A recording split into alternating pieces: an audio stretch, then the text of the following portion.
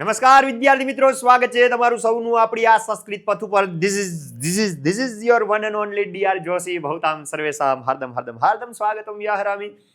આજે મળીએ છીએ ચેપ્ટર નંબર 8 લઈને, જેનું નામ છે મોહ મુદ્ગર. મોહ એટલે કે મોહ, અને મુદ્ગર એટલે કે એને ભાંગી નાખે ને એવો હથોડો. મોહ મુદ્ગર એટલે કે મોહને ભાંગી નાખતો હથોડો. સરસ મજાનું આ કાવ્ય છે એ આદિગુરુ શંકરાચાર્ય વિરચિત સ્તોત્ર છે. બરોબર, ચરપટ પંજરિકા નામનું સ્તોત્ર છે, દ્વાદશ પંજરિકા નામનું સ્તોત્ર છે. એવા મોહને ભાંગી નાખે એવા હથોડા રૂપ ઘણા બધા એવા પદ્યો, એવા શ્લોકો શંકરાચાર્યજીએ લખ્યા છે. તો એના વિશે થોડોક પરિચય મેળવીએ. શું મેળવીએ? મોહ મુદ્ગર એ શંકરાચાર્યના રચેલા સ્તોત્રોમાંનું એક સ્તોત્ર છે. આમાં કુલ તો 12 પદ્ય છે, પરંતુ એમાંથી પસંદ કરી અને અહીંયા કેટલા આપણે લીધા છે? 8 પદ્ય એટલે કે શ્લોક લેવામાં આવ્યા છે. આમ તો શંકરાચાર્યના સ્તોત્ર સાહિત્યમાં ચરપટ પંજરિકાના 18 શ્લોક, દ્વાદશ પંજરિકાના 13 શ્લોક, એમ કુલ 13 નહીં પણ 31 પદ્યો છે, જેમને મોહ મુદ્ગર તરીકે ઓળખવામાં આવે છે. મોહ એટલે મોહ ને મુદ્ગર એટલે હથોડો. આ 8 પદ્યોમાં માનવની અને માનવને પ્રિય એવા સુખાદી સાધનોની મર્યાદાઓ બતાવી છે કે ભાઈ આ તો ક્ષણિક છે, અને સતત એ વાત તરફ ધ્યાન દોરવામાં આવ્યું છે કે કાળ વહી રહ્યો છે, માનવ જીવન વીતી રહ્યું છે, અને પુણ્ય કર્મ કરો અને જગતની વાસ્તવિકતાને સતત ધ્યાનમાં રાખો. તો ભાઈ જગતની વાસ્તવિકતા શું છે એ સમજાવતું એક મસ્ત મજાનું કાવ્ય છે. તમને ખબર છે, કોઈ કિંગની રાજાની વાત હતી, પણ શું હતી મને યાદ નથી. રાજા કોણ હતા યાદ નથી, પણ એવું હતું કે રાજાને એક ભાઈએ કીધું, રાજાનો ભાઈ હગો ભાઈ, એને કીધું ભાઈ કે આ બધા કે ખોટા હોય છે માણસ આવું તેવું. તો રાજાએ એને શું કર્યું, એના ભાઈને મૃત્યુદંડ આપી દીધો. મૃત્યુદંડ આપી દીધો, 10 દિવસ પછી તારું મૃત્યુદંડ, પણ 10 દિવસ તને બધું મોજ મજાનું સાધન મળશે. ખાલી એક સ્ટોરી નાની એવી.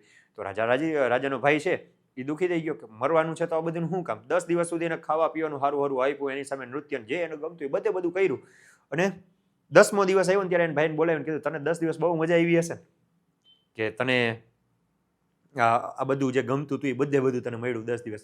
ભાઈ કે તંબુરો મજા આવે?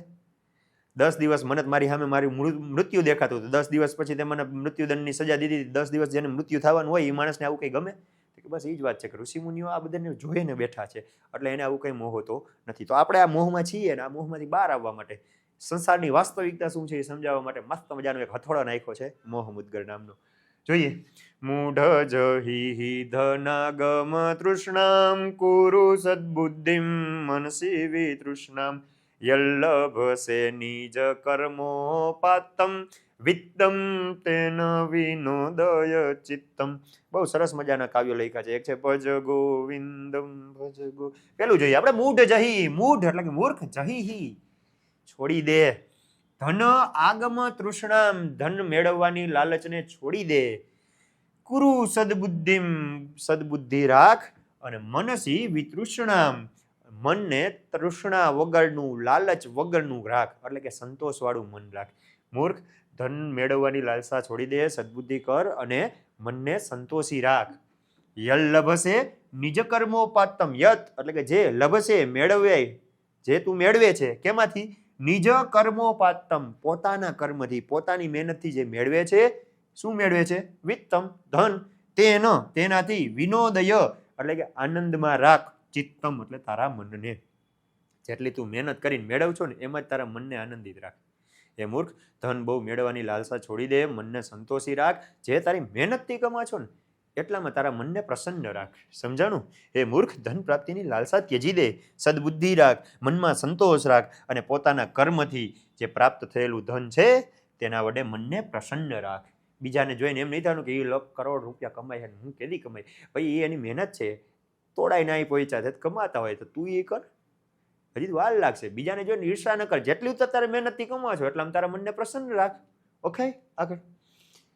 યાવત વિત્તોપાર્જન સક્ત તાવન નિજ પરિવારો રક્ત પશ્ચાત જીવતી જર્જર દેહે વાર્તામ કોપી ન પૃચ્છતિ ગેહે.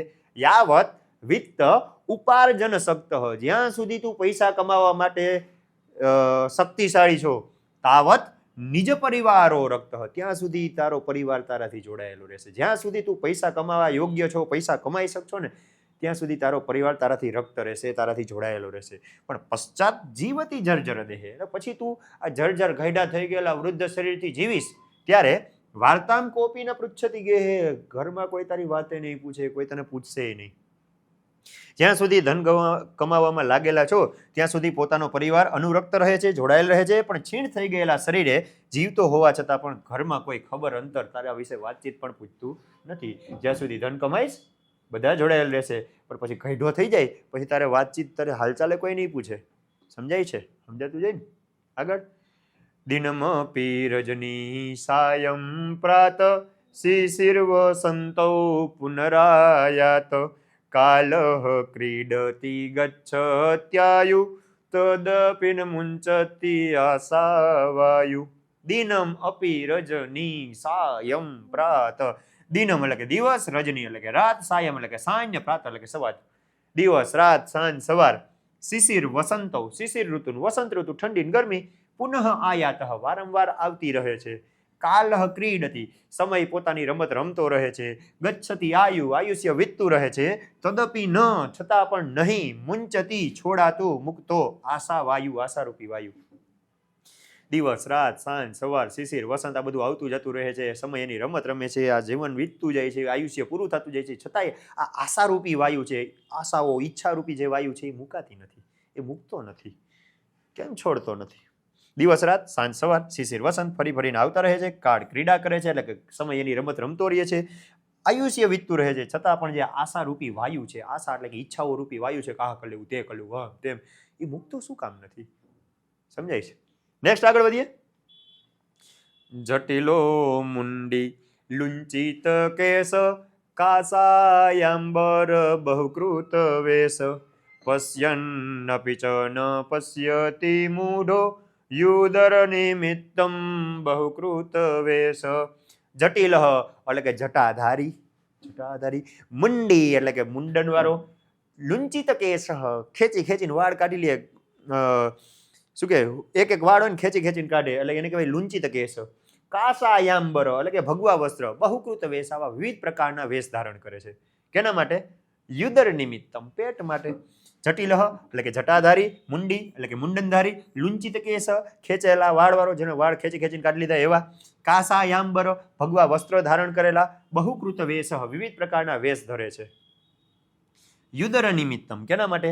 પેટ માટે. બહુકૃત વેશ આ બધા બે વાત એક જ છે કે આ પેટના માટે આવા વિવિધ પ્રકારના વેશ ધારણ કરે છે. પશ્યન અપી ન પશ્યતિ જે જોવો છો છતાંય નથી જોતા. એમ કે આ માણસ તો એના પેટ માટે આવા વિવિધ શું કે વેશ ધારણ કરે છે, છતાંય એને જોવા છતાંય નથી જોતા. કોઈક જટાધારી થાય, કોઈક મુંડી થાય, કોઈક વાળ ખેંચી લે, કોઈ ભગવા વસ્ત્ર ધારણ કરી લે. તો આ તો પેટના માટે વિવિધ પ્રકારના વેશ ધારણ કરે છે, પણ એને જોતો હોવા છતાંય નથી જોતો. જટાવાળા, મુંડન કરાયેલા, ખેંચીને ઉખાડી નાખેલા કેસ એટલે કે વાળવાળો, ભગવા વસ્ત્રવાળા, આવા વિવિધ પ્રકારના વેશને ધારણ કરી અને પોએ પેટને ખાતર ઘણા બધા વેશ લેનારો મૂઢ જોતો હોવા છતાં પણ જોતો નથી. આવા વિવિધ પ્રકારના જેને ખબર છે કે આ બધું ખોટું છે, છતાંય જોઈ છે છતાંય નથી જોતો. એ ભગવાન એની સામે છે છતાંય નથી જોતો. શું કામ? તો કે પેટ માટે વિવિધ વેશ ધારણ કરે છે. જે સાચા છે એવું નથી કે આવા બધા ખોટા જોઈ, સાચા છે. પણ જે સાચા છે એ છે, પણ જે ખોટા છે એ ખાલી જટાધારી થાય છે, ઘણા મુંડન કરે, આવું બધું વિવિધ પ્રકારના આવા ઢોંગ કરતા હોય છે. બધા નથી હોતા, ઘણા એટલા સારા વિદ્વાનો છે આપણા સમાજમાં, એટલે એમ ન કહી શકાય કે આ વાત કરી એમના માટે જ કરી છે. બરોબર? જે શું કહેવાય આપણે છલી લોકો છે, કોકને માણસને છેતરીને વયા જાય છે, એવા લોકોની વાત છે કે એવા વિવિધ પ્રકારના લોકો એ માણસો ધારણ કરે છે અને એ જોવા છતાંય નથી જોતા. ભાઈ આ ખોટું છે છતાંય સમજતા નથી. ભગવદ્ ગીતા કિંચિદદિતા ગંગા જલ્લવ કણિકા પીતા સકૃદ પિયસ્ય મુરારી સમર્ચા તસ્ય યમ કિમ કુરુતે ચર્ચામ. ભગવદ્ ગીતા કિંચિદદિતા, ભગવદ્ ગીતા થોડીક અધીતા એટલે કે ભણ્યા હોય. ગંગા જલ, ગંગાના જળ, લવ કણિકા પીતા એક ટીપું પણ પીધું હોય. કે સકૃદ અપી એક વાર પણ, યસ્ય એટલે કે જેનું, મુરારી સમર્ચા જેણે, મુરારી એટલે કે વિષ્ણુ ભગવાનની સમર્ચા પૂજન કર્યું હોય. તસ્ય યમ કિમ કુરુતે ચર્ચા, એની યમ શું ચર્ચા કરે, એની યમરાજ વાતે ન કરે. ભાઈ જે માણસે ગીતાજીનો પાઠ કર્યો હોય, વિષ્ણુ ભગવાનના પૂજન કર્યું હોય, કે ગંગાજળનું પાણી પીધું હોય ને એકવાર પણ, એની યમ શું ચર્ચા કરે? કાંઈ યમ ચર્ચા ન કરે ભાઈ. ભગવદ્ ગીતાનું થોડુંક અધ્યયન કર્યું હોય, ગંગાજળનું નાનું એવું ટીપું પણ પીધું હોય અને જેણે એકવાર પણ ભગવાન વિષ્ણુની પૂજા કરી હોય એની ચર્ચા યમરાજ પણ કરતા નથી. સમજાણું? સમજાઈ ગયું? કામમ ક્રોધમ લોભમ મોહમ ત્યક્ત્વાત્માનમ ભાવય કોહમ આત્મજ્ઞાન વિહીના મૂઢા તે પચ્યંતે નરક નિગૂઢા. કામ ક્રોધ લોભ મોહ ત્યક્ત્વા છોડીને આત્માનમ ભાવય પોતાને ઓળખ કોહમ કોણ છું. કામ ક્રોધ લોભ મોહ બધાને છોડીને તું પોતાને વિચાર કે કોણ છું. આત્મજ્ઞાન વિહીના મૂઢા એવા જે મૂર્ખ માણસો જેને આત્મજ્ઞાન છે નહીં ને એ નરક નિગૂઢા પચ્યંતે એ નરકમાં ડૂબીને એમાં રંધાય છે, એમાં પાકે છે, મતલબ કે નરકમાં પડે છે.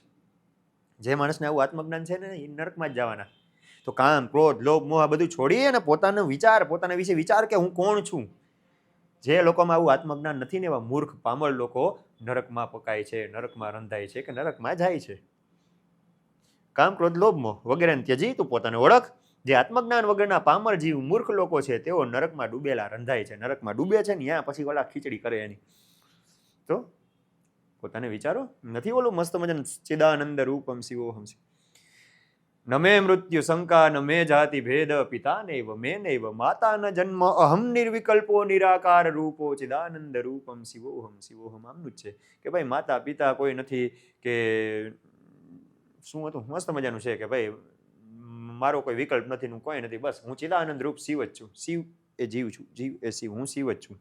અહમ બ્રહ્માસ્મિ. બરોબર? એવો ભાવ કે હું ભગવાન એક જ છીએ. કામ ક્રોધ લોભ મોહ આ બધાને છોડી અને પોતાના વિશે વિચાર કે હું કોણ છું. આત્મજ્ઞાન વગરનો જે મૂર્ખ માણસ છે ને એ તો નરકમાં ડૂબે છે ને એમાં જ રંધાય છે. આગળ વધો. ગેયમ ગીતા નામ સહસ્રમ ધ્યેયમ શ્રીપતિ રૂપમ જસ્રમ નેયમ સજ્જન સંગે ચિત્તમ દેયમ દીન જનાય ચ વિત્તમ. ગેયમ ગીતા નામ ગીતાજીનું નામ લ્યો, ગીતાનું ગાયન કરો.